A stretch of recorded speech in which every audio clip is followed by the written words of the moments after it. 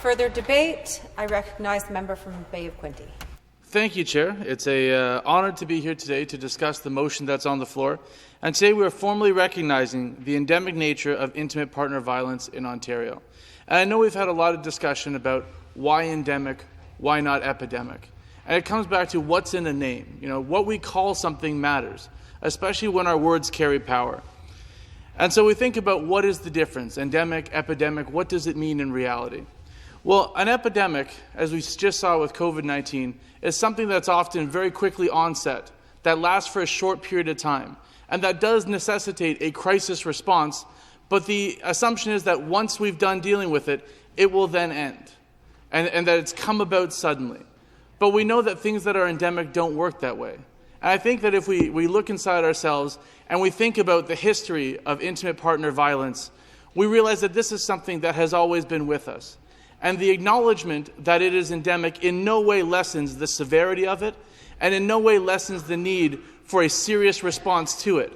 But it will be something that will require more structure, that will need to occur over time, and that cannot be snuffed out in an instant, like with a vaccine or with something else. It's something that's going to require all of us to do serious work over a long period of time and to come to the table to address this crisis as it is.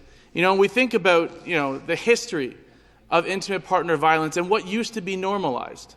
You know, I remember watching, old movies at my grandfather's house, some of those early James Bond movies that I used to love to watch when I was a kid.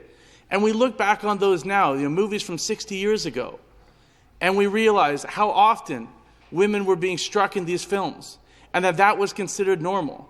I mean, we do, often we do a tribute to the king. There were kings that had their wives killed publicly because they couldn't produce them a son, or because divorce was illegal, or for any other reason. It is embedded in our culture and in our society, and that is not something that is going to leave quickly or leave without everyone coming to the table and doing the work. And I want to start by thanking the Associate Minister for Women's Social and Economic Opportunity, the member from Brampton Centre, as well as my colleague from Halliburton, Kawartha Lakes Brock, who spoke so eloquently earlier. I was here the other day for the member of Kitchener South Hespeler's speech about how she basically demanded to be part of this committee and said that if this is not going to go anywhere, then I am not the person that you want on this.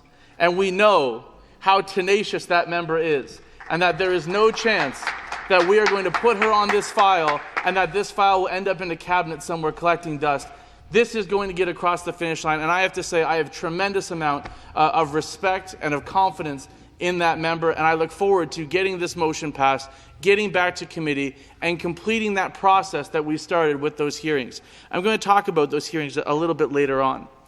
I just heard the member from Kitchener Centre, talk about the challenges with this new digital age that we're in, and with the proliferation of sexualized images and videos online.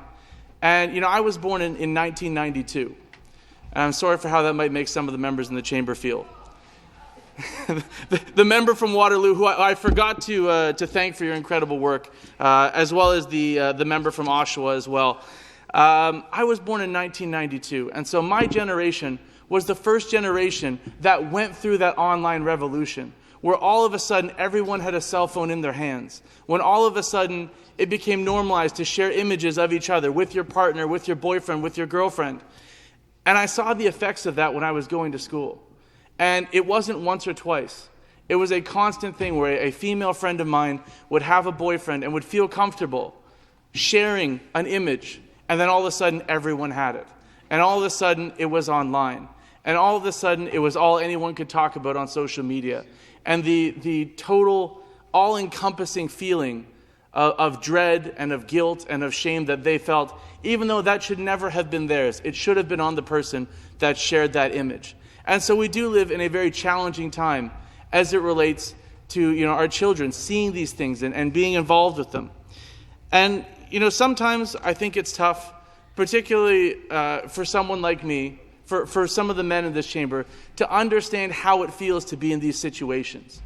We've heard, through time, people talk about, well, why didn't you just leave? Well, since I've been about 12 years old, I've been this size. So I have always had the opportunity to walk out of any room that I'm in. And so you have to set that paradigm aside sometimes and remember that that is not the case for everybody. And that for too many people, they feel stuck and they feel rooted. And there's a level of manipulation, whether it's financial or whether it's that guilt and that shame, whether it's, if you leave me, I'll tell about this or that or the other thing. And people don't feel that they have that opportunity to be able to get out of a situation like that. And, that's something that I became more aware of when I was the chair of the Belleville Police Services Board. And I would talk with officers about what they were seeing out in the field. And I would talk with them about the victims. And thankfully, through the community safety and policing grants, we got money just recently for victim support to make sure that those victims, when they come to the police service, are met by someone who has a trauma-informed response, are met by someone who is going to take them seriously, who is going to make sure that they're heard, and the huge impact that has on these predominantly women that are trying to flee these situations, to make sure that when they express their situation, what's happened to them, that they're taken seriously and that they're believed. And we know how hard it is for victims to talk about what's happened to them. And so to make them go through that over and over and over again before getting any services, it's just unacceptable. And that's what our government is standing up for today, to say that we have an action plan to end intimate partner violence, but it begins with passing this motion, going back to committee, looking at that excellent report from the member of Kitchener South Hespeler, and really diving more deeply into this. Those intimate partner violence hearings, I was asked, sort of last minute if I would participate. And, I had some apprehension. I was nervous about the types of things that I might hear. And I've been very privileged in my life that, I didn't see any violence in the home. That just wasn't something that was top of mind for us. And so I had to learn about it, through other experience. I had to learn about it as I walked through the world. As I mentioned, I was a pretty big kid. I was about this size at 12 years old. And that was about the time that I noticed that when I was walking down the street, women were crossing to the other side. And I didn't understand why. And I remember talking to my parents about that. Is it something I'm doing? Is it the way I look? And I was almost at first a little bit offended. I'm going, I'm a nice guy. If you're walking through a dark alley, you should hope to find me. I'll help you get through. But, what I found from my parents was that this was a conditioned response. And it was a conditioned response from the fact that too often, people who look like me don't use their power responsibly. And they use their power to intimidate other people, and to belittle other people, and to coerce an action out of someone else. And so every time I would see a woman cross the street when I was walking towards them, and even now, every time I get into an elevator, you can feel it. You can feel the fear and the concern. And that's why it's so important to make sure that not only are women leading this charge, but men have to come to the table as well and understand that we have to see this through a different paradigm, that we have to understand how it feels to someone else. Those hearings, as I mentioned, were really challenging for me. I have a wife who I love very dearly. I have 3 daughters. And when I listen to those stories and those women talk about the abuse that they have been subjected to, the coercion, as I mentioned, whether it's from being isolated from your friends and your family, whether it's from being cut off financially and being told, you have nowhere to go if you're not with me. We even heard one particular instance where a woman expressed that she had been forced to carry the child of her abuser, and that then became an anchor to tie her to him, and that she felt that she couldn't leave because that would mean that her daughter didn't have a father, but that she knew that father was going to continue to abuse both her and very likely that child. And these are really difficult things to hear, and every day when I would leave that committee, the first thing that I would do is I would call my wife, and I would just talk to her. I wouldn't talk to her about what had happened that day. I just wanted to hear her voice. I just wanted to know, how things had gone for her. And it gave me a little bit of peace knowing that my wife will never have to go through that my daughters will never have to see that in their home. But when you are the father of daughters, it's something that you do have to think about. Am I doing the right things to protect them from what might be waiting for them out in the world? And I think certainly one of the best things you can do is not exhibit that behavior in your own home. Right? My daughters will never see it be normalized. They'll never think, well, that's just something that happens amongst mommies and daddies, because it's not, and it's not acceptable. And those take a quick break here.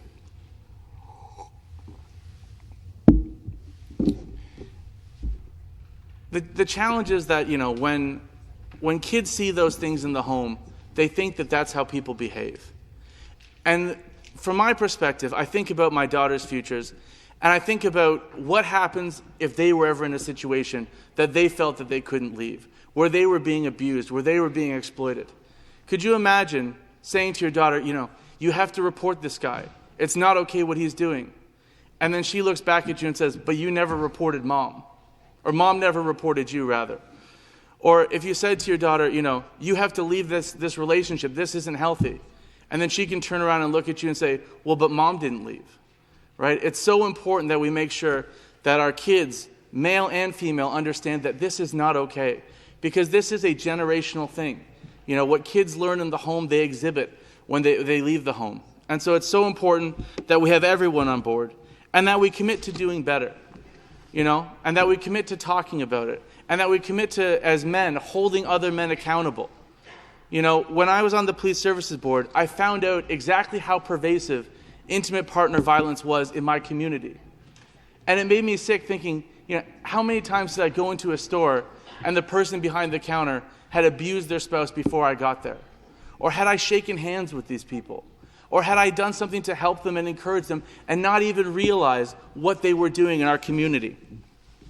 So it's important to make sure that, as brave as the women are that have come forward and expressed what it was like to have been victimized, and to tell their story, and to have to relive that trauma and that pain, and you could see it on their faces, that this was an uncomfortable thing for them to have to do.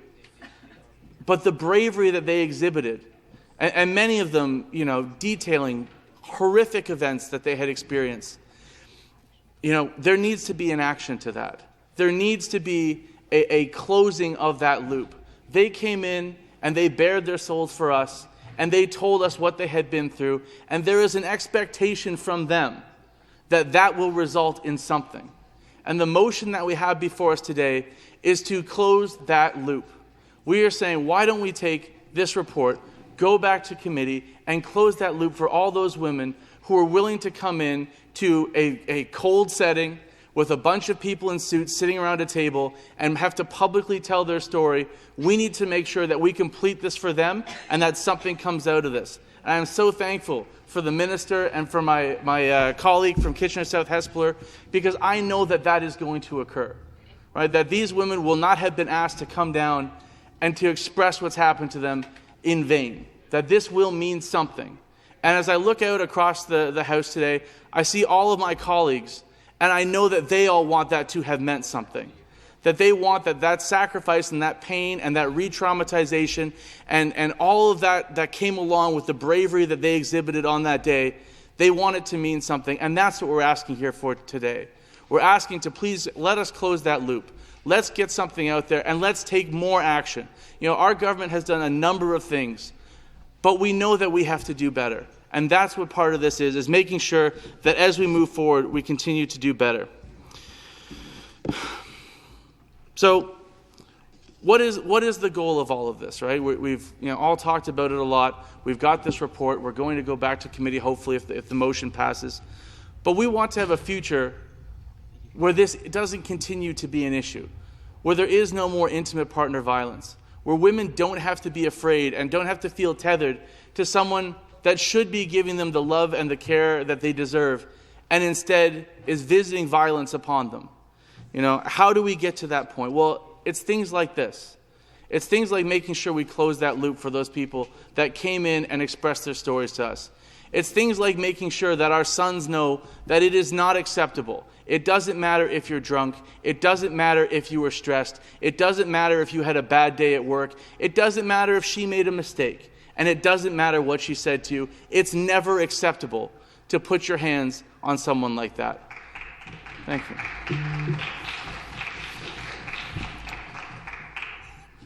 And it's equally important for our daughters to know that if he says it only happens when I'm angry, don't believe him.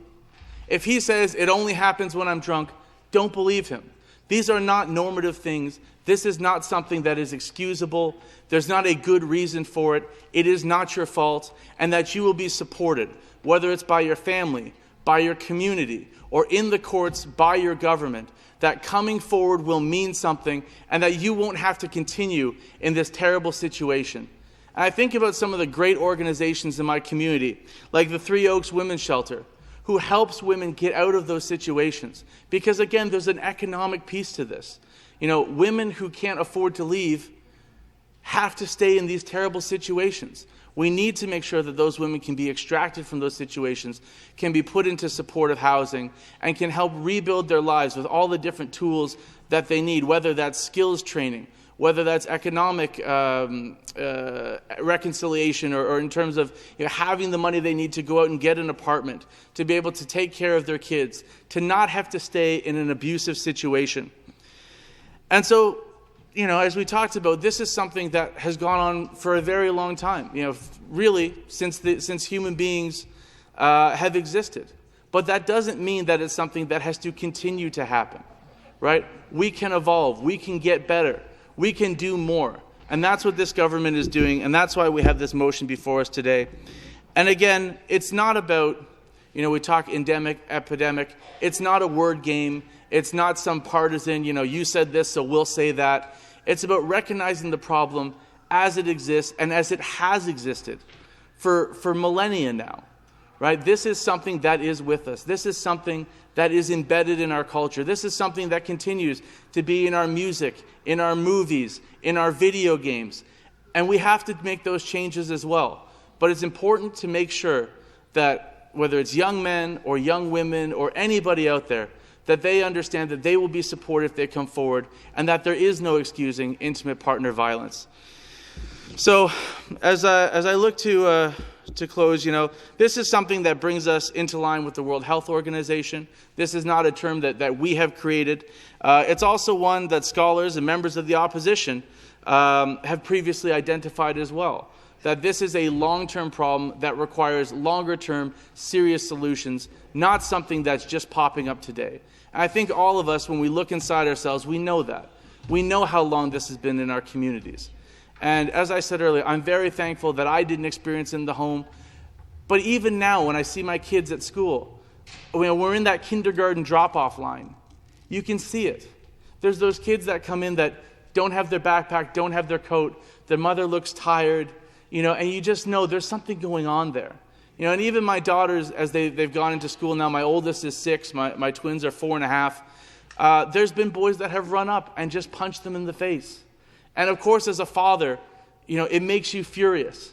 And you want to make sure that kid is held accountable and that this doesn't happen anymore.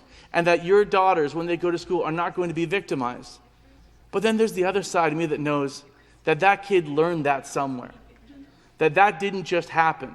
And then that's likely something that they've seen in the home. And so it's an involved process. We have to hold the monsters that do this accountable. That grown men should never be doing this, and it is predominantly men, should never be doing this to their partners. We also have to make sure that when people come forward that they're believed, that they feel supported, and that they know that real justice will happen. And we have to make sure that as best as we can, we protect families from the fallout of these situations. No one wants to be in a situation where families are splitting up, but often in these situations, that is the best thing that can happen, to remove those kids and to remove that woman from this terrible situation. So I thank all my colleagues for hearing me out today. There's a number of tools that I've used in this chamber, and some of you may have seen them. Often humor, often preparation and force, and I didn't have any of those tools today. And so I just wanted to speak, from the heart, directly to my colleagues about what this issue means to me, why it's so important that we pass this legislation, that we pass this motion, that we go back to committee, that we close the loop for all of those victims who came in and talked to us, and that they know that they will be supported and understood by their government. So I want to thank everybody for hearing me out today. I want to thank the Associate Minister of Women's Economic. They give us they're too long, these names, right? I got economic development, job creation, trade. It's women's social and economic opportunity. the member from Kitchener South Hespeler for the incredible work that you've done. And I hope that as I look out across the aisle, that my colleagues will support this motion and make sure that we get justice for all of those women that came in, that spoke to us during those committee days, which I know were tough days for all of us, but all we had to do was sit there and hear them. Think of how hard it was for them. They deserve to have this loop closed. They deserve to have justice. And we all deserve to go into a future without intimate partner violence. Thank you very much.